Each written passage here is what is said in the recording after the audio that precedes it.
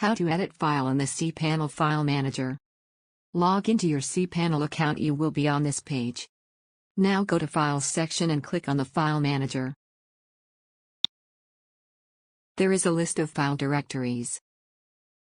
Now go to the directory where your file is saved. For example, if it is inside public_HTML, click on public_HTML.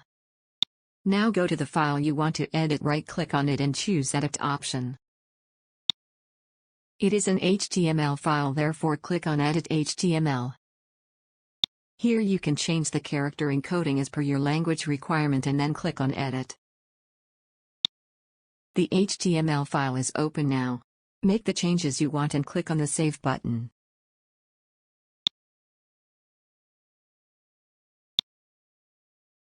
That's it, we have successfully edited the HTML file.